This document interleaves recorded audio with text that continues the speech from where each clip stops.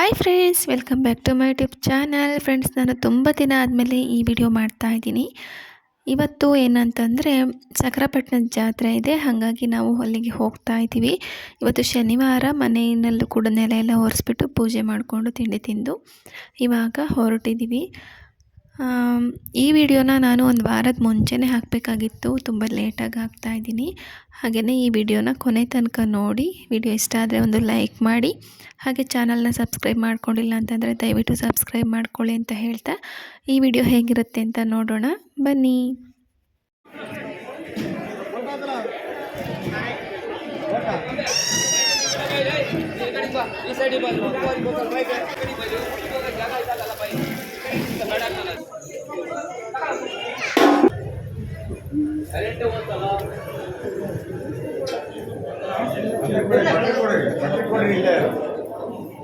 Buttery ಕೊಡಿ ಅಲ್ಲಿ.